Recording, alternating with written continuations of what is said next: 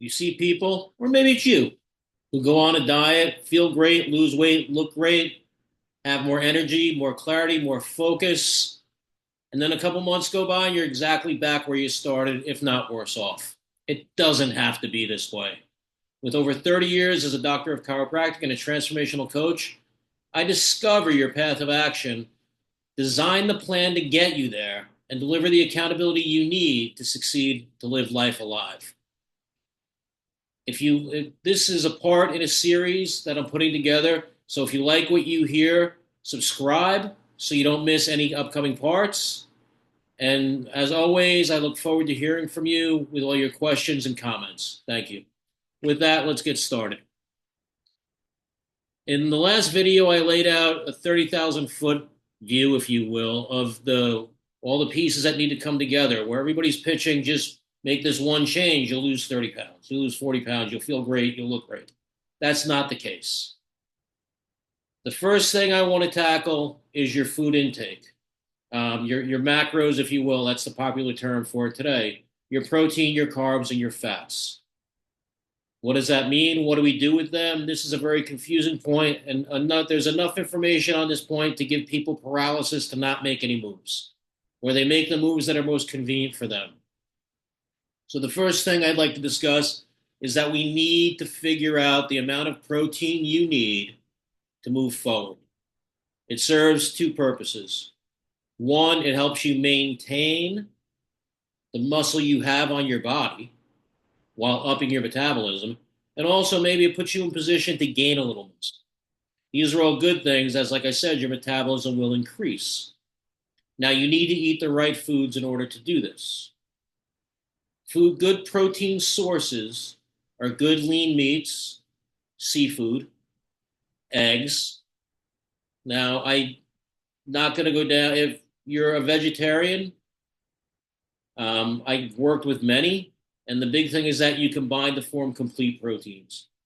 That's a big part that many people miss out on, and I see many people miss out on. They don't understand what's going on.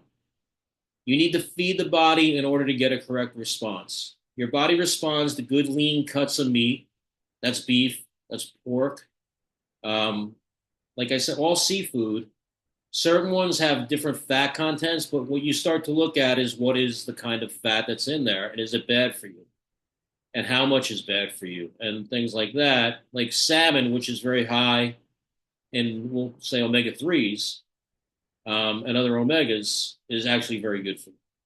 But then you can break it down into all the other things like farm raised versus free range, we'll call it. Same thing with poultry, with beef, with pork, all that.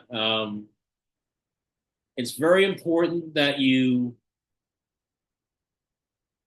figure this out first. And this is where I see so many people go wrong. They just want to cut down on the amount they eat and the amount they take in, but they're not giving their body enough calories to function. So again, we need to get down to lean sources of protein. I always like to bring it in on the lower side when I start a program for people, especially if they're not competitive athletes, so we can get the body moving in that way. Maybe a gram to a gram and a half of protein per pound of body weight. I see some of these programs out there recommending so much less than that. Look, I can do that to a person, and you'll lose a ton of weight, but what you're going to lose is water and muscle mass. The first thing the body's going to start to do is break down muscle mass after it loses weight. And that's not what you want. You need muscle mass. And I'm not saying you're going to be a gargantuan bodybuilder the next day. What I'm saying is you need to maintain the muscle mass you have to support bodily function, the skeletal system, things like that. That's very important, and it's missed on a lot of programs. People just think they know what they're hearing. My friend said this. I heard this online. I heard this. I just need to do this. And that's not the case. So with that, good lean sources of poultry, of meat, of pork, good shellfish or good seafood, and eggs is where you're going to get your protein. I'm not a big dairy fan. That's another video altogether. And if you're a vegetarian, please make sure you're combining your grains to form complete proteins. From there, we move on to carbohydrates. Now, you need to break carbohydrates into starches and fibrous carbohydrates. That's an easy one to do. Your fibrous carbohydrates are your vegetable material, your broccoli, your cauliflower, things like that. Um, Honestly, you can eat tons of that and you won't gain it. Matter of fact, I know one practitioner, her program is to put people on 10 pounds of vegetables a day. And that's the first thing they have to eat. Number one, they're so full after it, they really can't eat anything else. But that's going to be broken down and used as sustained energy throughout the day. You're going to burn fat because your body's going to start looking for other sources. But you need to really get the vegetables in with each meal. And again, we backfill. Once you figure out where the protein's at, we can backfill an unlimited amounts of fibrous carbohydrates. I usually give an amount, just so people have a guideline to go with. But those are one of those things we can start out with 50, 100 grams at a meal and increase that exponentially as they get hungrier and as they move along. And that's very important. The starches, I limit to earlier in the day. That's your potatoes, that's your oatmeal, that's your rices, things like that, because your body's going to use them throughout the day. You don't want to load up on them unless you're in a weight gaining situation. And again, that's more of an athletic thing and more of a thing to talk to in further length in other videos. But we added in, like, say, for breakfast, have some eggs, have some oatmeal. And when I work with people, I give specific amounts. Again, that gives them the guidelines to go with. It's not just random. When you write up a program, when you set up a program with somebody, you give them the amounts to follow, knowing that you're always going to move from there. As your body changes, the program needs to change. It's not something you can just do and go back to what you had before. That's how people backslide. The fats, we need to focus on good fats versus bad fats. Good fats are things like avocado, your olive oils, things like that. Ghee. Again, I avoid dairy fats as much as possible, and that's very important. But you want to get the good fats in because your body needs these things to function. It's everything help everything else. So taking in the carbohydrates, the proteins, the fats, they help each other get absorbed. They help each other with the breakdown. They help you function as a person. Your body is made up of so many cells, so much bacteria, if you will. You need to feed that. You need to move forward with that. You need to give your body that fuel in order for it to function. If that doesn't happen, you're only going to slide downhill. And then eventually your body's going to convince you need all this garbage. Which leads me to my next topic, and that's avoiding certain things. One thing you want to avoid for sure is sugars. And this could be a book, but sugar is bad for you. No, your body doesn't need it. I'm not saying you won't crave it, but that's your mind tricking you that you need it. I need the big sugary coffee drink in the morning. I need brownies. I need cookies. No, you don't. Your body's always going to move your brain actually is always going to move you in a direction of being more comfortable. Those are things over time we learn how to deal with, we learn how to overcome, and you start to see how much better you feel without it. Another thing on that list that I put is seed oils. And again, this could be a book in itself, and I'm sure it is. But seed oils were originally an industrial lubricant. The FDA saw fit to say, well, these are oils. We can use them like oils. No, your body still reacts to them in not a very good way. So your body's still going to function. That's important to remember.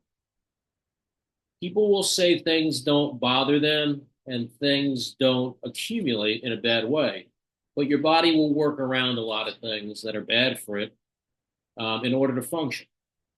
These things build up. These create problems down the road for you. So what I like to do with people is what we're putting in, what you're intaking, is start to clean things up, is build that foundation for health. With that, the body doesn't want to be overweight. The body doesn't want to be in pain. The body doesn't want to have all this inflammation. And we're causing a lot of that by what we eat, by the fast foods we take in, by the processed foods we take in, by the genetically modified foods that we take in. These cause inflammation, which cause other disease processes. So as much as we can cut back on that, and believe me, sugar is a giant cause of inflammation and bad things to happen in the body. The more healthy we can be, the more we can build that healthy foundation, the better we're going to look, feel, more energy. Pain starts to go away because we're causing a lot of this.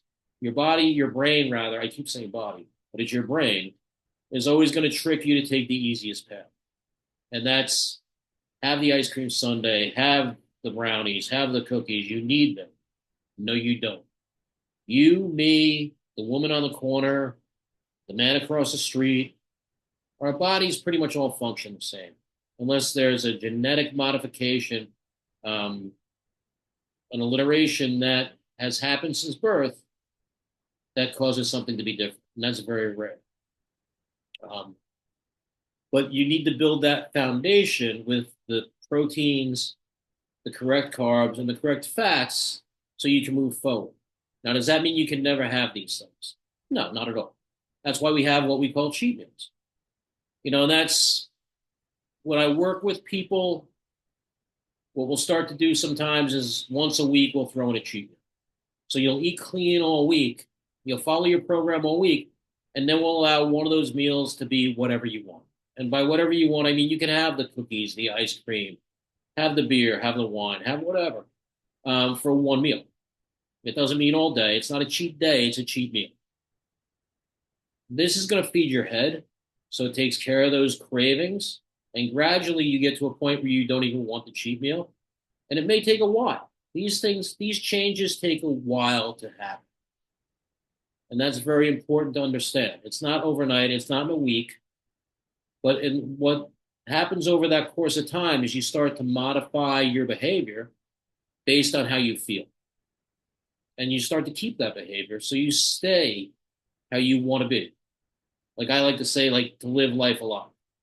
It's very important. But you need to take the first step in cleaning up your diet, your fuel sources. You can't outrun or outtrain a bad diet. You can't say, you know what? I ate garbage, therefore I'm going to walk an extra half an hour on the treadmill, or I'm going to spend extra time in the gym doing this, that, and the other. You don't outtrain that. These things are happening on a cellular level. And that's what's very important to understand. Even if you understand the bigger picture of it, of what the problem is that's caused, and how it's caused, it's very easy to start cleaning these things up. And it's very important to remember it takes time. These are not overnight success stories where, yeah, I can create a diet that you lose 30 pounds in 10 weeks. You're going to want to go back to doing what you do in 10 weeks and ago. And that's not what we're looking to accomplish. We're looking to create that path for you, create that plan that puts you on the path to success to live life alive now, tomorrow, the next day, and in the future. So with that, please, if you have any questions on this, and I'm sure you do, feel free to chime in, to drop them in my DMs, to email me, and let me know. And like I said, this is a series I'm putting together where last video was a 30,000-foot overview of the wheels of the spokes in the wheel, if you will, that you need to put together. The first spoke I spoke about today is the intake or the fuel source, the food. And in other videos, I'll cover exercise, what's correct to use, do you need to do it, how much, blah, blah, blah, so on and so forth. Mindset, which is a huge aspect in this that people need to understand, and lifestyle, and really involving other people in the process and why that's a positive thing, not a negative. And then we'll wrap it all up. I'll also discuss supplementation, as I'm getting a lot of questions on that, different foods, coffee, things like that. feel free to go into the description below, click on my channel to see more videos. I also have links to some of the products I use if you want to look into that. But I will cover those things in future videos as well. And with that, I look forward to hearing from you. Thank you.